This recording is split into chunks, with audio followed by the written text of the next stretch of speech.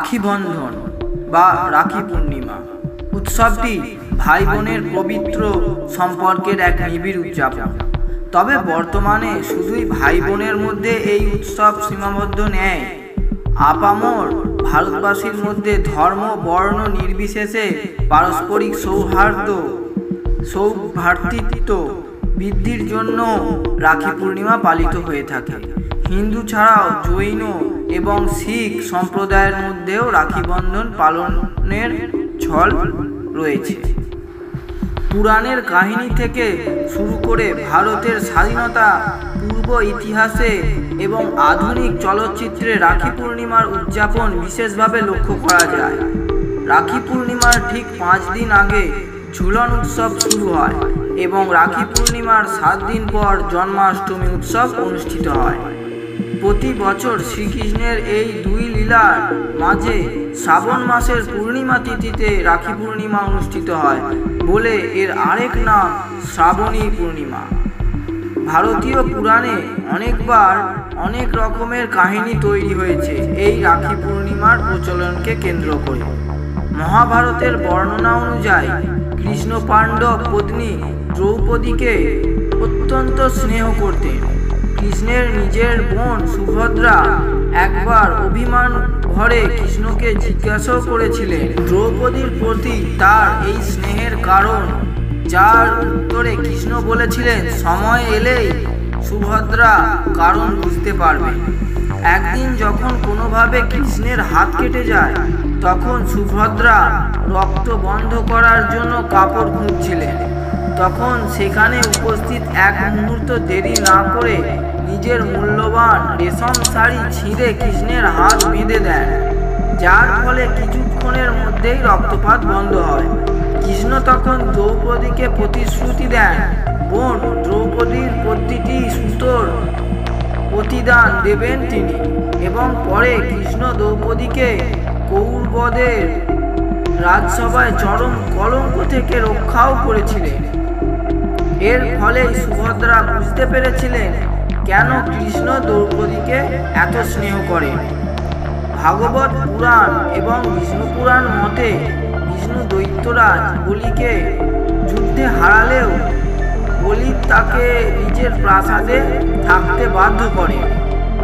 কিন্তু এই নতুন ঘর বিষ্ণুপত্নী লক্ষ্মীর পছন্দ হলো না বলে তিনি একটি রাখি নিয়ে ছদ্মবেশে বলিরাজের কাছে গেলেন এবং তাকে ভাই পাতিয়ে সেটি তার হাতে পরিয়ে দিলেন। দৈত্যরাজ খুশি হয়ে বোনের ইচ্ছা জানতে চাইলে লক্ষ্মী স্বরূপ ধারণ করে তাকে জানালেন যে বলি যেন বিষ্ণুকে তার নিজের বাড়ি বৈকুণ্ঠে ফিরতে দেন। বোনকে দেওয়া প্রতিশ্রুতি মতো দৈত্যরাজ বলি সেটাই করেছিলেন। আবার ভবিষ্যৎ পুরাণ অনুযায়ী দৈত্যরাজ বলির উপদ্রবে নাজেহাল দেবরাজ ইন্দ্র দেবগুরু বৃহস্পতির উপদেশে শ্রাবণ পূর্ণিমার দিনে বলির সঙ্গে লড়াই করতে যান। যুদ্ধে যাওয়ার আগে ইন্দ্রপত্নী শচী ভগবান বিষ্ণুর পরামর্শ মতো ইন্দ্রের হাতে বেঁধে দেন বিশেষ মন্ত্রপুত রক্ষাবন্ধনী। ফলত সেই যুদ্ধে ইন্দ্র জয় লাভ করে। অনেকে এই ঘটনাকেই রাখির আদি উৎস হিসাবে মনে করে, কিন্তু এখানে লক্ষণীয় যে ভাই বোনের সম্পর্কের কোনো কাহিনী এখানে নেই। এবার আসা যাক রাখির ঐতিহাসিক প্রেক্ষাপটে। জনশ্রুতি আছে যে সম্রাট আলেকজান্ডারের সঙ্গে ভারতীয় রাজা পুরুর লড়াই শুরু হওয়ার আগে তার স্ত্রী গ্রিক বীরের কাছে গিয়ে তার হাতে রাখি পরিয়ে অনুরোধ করেছিলেন তিনি যেন পুরুর কোনো ক্ষতি না করেন। এ গল্পটির অবশ্য ঐতিহাসিক কোনো তথ্য প্রমাণ নেই।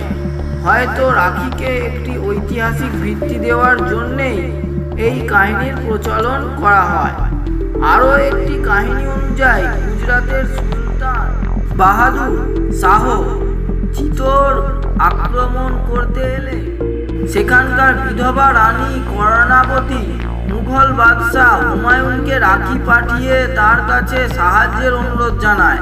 হুমায়ুন অবশ্য সময় মতো সৈন্য পাঠাতে পারেননি বলে রানী যুদ্ধে পরাজিত হন। কিন্তু বাহাদুর শাহের কাছে আত্মসমর্পণের পরিবর্তে রানী জহর ব্রতে প্রাণ বিসর্জন দিয়েছিলেন। এই কাহিনীরও ঐতিহাসিক প্রমাণ বিশেষ নেই, তবে সপ্তদশ শতকের রাজপুতানার গল্পগাথায় একটি খুব পরিচিত কাহিনী। সবশেষে রবীন্দ্রনাথ আয়োজিত রাখি বন্ধন উৎসবের কথা তো বলতেই হয়। বঙ্গভঙ্গ বিরোধী আন্দোলনে রাখি বন্ধন কর্মসূচি মানুষকে ঐক্যবদ্ধ করার কাজে অত্যন্ত গুরুত্বপূর্ণ ভূমিকা পালন করেছিল।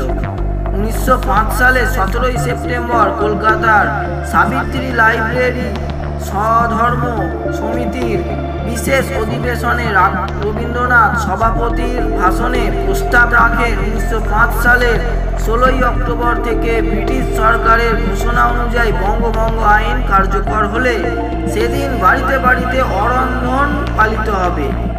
বাঙালি জনসাধারণ অরন্ধন পালন করে উপোস থাকবে। বাঙালির ঐক্য বজায় রাখার জন্য দেশ জুড়ে সেদিন রাখি বন্ধন উৎসবের পরিকল্পনা করেন রবীন্দ্রনাথ, আর সেই দিনটিকে মিলন দিবস হিসেবে ঘোষণা করা হয়। রাখি বন্ধন উপলক্ষে রবীন্দ্রনাথ রচনা করেন এক বিখ্যাত গান, বাংলার মাটি বাংলার জল বাংলার বায়ু বাংলার ফল, পূর্ণ হও পূর্ণ হও।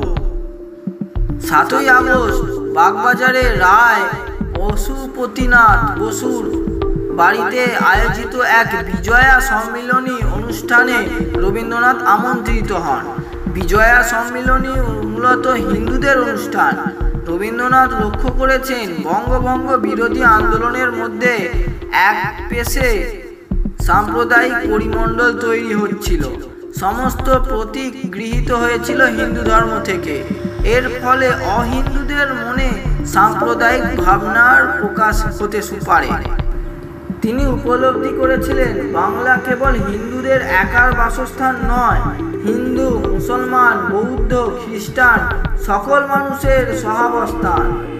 এই পুণ্যভূমি, সকলেই এখানে একত্রে মিলেমিশে থেকে এসেছে এতকাল। ফলে বঙ্গ বিভাজন ঘটলে হিন্দু, মুসলিম, বৌদ্ধ, খ্রিস্টান সকলের মধ্যেই বিভাজন দেখা দেবে, কেবল হিন্দুদের বঙ্গদেশ ভাঙবে না।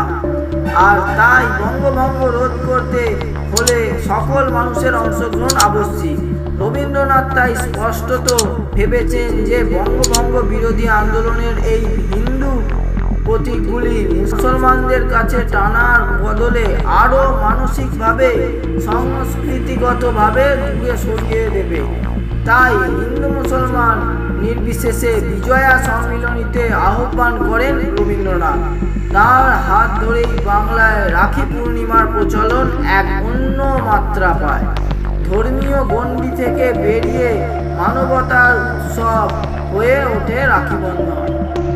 রাখি পূর্ণিমার দিন প্রত্যেক বাড়িতে দাদা বা ভাইয়ের হাতে বোন বা দিদিরা রাখির পবিত্র সুতো পরিয়ে দেয় এবং দাদা বা ভাই তার বোনের সুরক্ষার অঙ্গীকার করেন সারা জীবনের জন্য। তারপর চলে মিষ্টি মুখ, খাওয়া দাওয়া। তবে রক্তের সম্পর্কের ভাই বোন না হলেও অনাত্মীয়দের মধ্যেও রাখি বন্ধন পালিত হয়। কোথাও কোথাও জনপ্রতিনিধিরা এলাকার সকল মানুষদের মধ্যে পারস্পরিক সৌভ্রাতৃত্ব গড়ে তুলতে রাখি পরিয়ে দেন। সাম্প্রতিককালে বিশেষ বিশেষ রাজনৈতিক সংগঠন দেশের বিপর্যয়ের দিনে মানুষকে সংঘবদ্ধ করার লক্ষ্যে রাখি বন্ধন উৎসব আয়োজন করে থাকে।